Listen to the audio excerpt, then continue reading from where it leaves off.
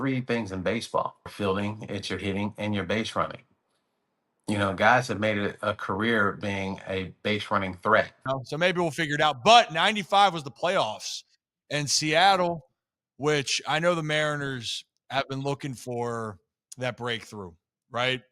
And as a baseball fan, I know that'd be extremely cool. But the 95 game 5, and I've watched that play now 4 or 5 times. If Edgar would just hit the ball out the ballpark, I wouldn't have to run. So I want to talk about that because that ball was smoked down the left field line. I didn't think, looking at it, I'm still surprised you scored. Does that, Well, walk me through? You got a heck of a jump and the angle no, of it was great and you still beat it pretty convincingly. as an outfielder, my job is to make things look easy. Be in the right position at the right time, being able to set myself up so I'm not having to dive, so I'm not having to make circus catches. And people look at it like that's what you're out there for, and I'm like, no, my job is to make plays. It's not to the fundamental plays is the most important ones. So if I can set myself up in the right position in the outfield, I don't have to make all these great catches, even though uh sometimes they happen. But majority of the time, I'd say 90% of the time, I am not trying to dive.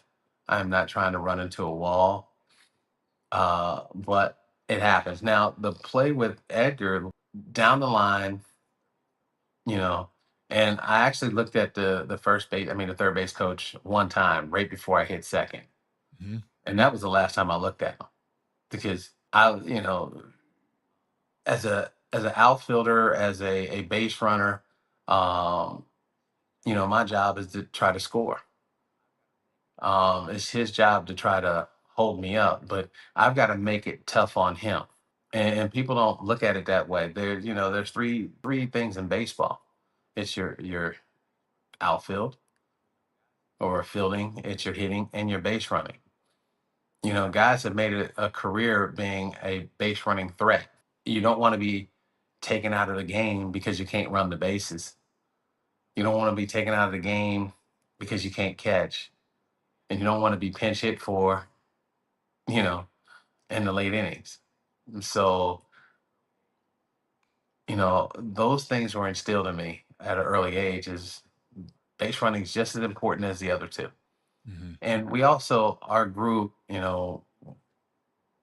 made a pact that we wanted to score as many runs as we could for each teammate. What they say, pick up the mail. I like that. And, when you look at it, when, you go over to arbitration and things like that, you know, I scored 100 and, you know, 100 plus runs, I had 150 hits. I had, X, Y, and Z. Now, those are not my numbers. Uh, but I think the base running is important. And also, when I got in the car, my wife did go, I didn't know you could run so fast. Yeah, so I'm going, I guess because I set myself up in pretty good positions not to have to do it. But I mean, my dad was one of the fastest guys in baseball. My brother was one of the fastest kids in the country. Whether I'm gonna be slow in this household, no, no, mm-mm. The I love how you talk about, what was it say? You got to get the mail. You say pass the mail. Yeah, you got to pick up them bags. You Yeah. got to get that mail. You gotta pick up the bags, get that mail. That you, for all the individual numbers that you had, you speak so team oriented, right? Fundamentals of the game. That's how do you win the game? You pitch, you catch, you hit better than the other team.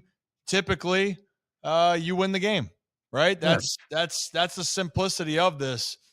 And if you can find a way to get a run, you do it by any means necessary. And that includes you get a good jump. Uh, and you try to score on a ball down the line, whether it's game 2 or game 162, or in this case, I guess it would be game 167.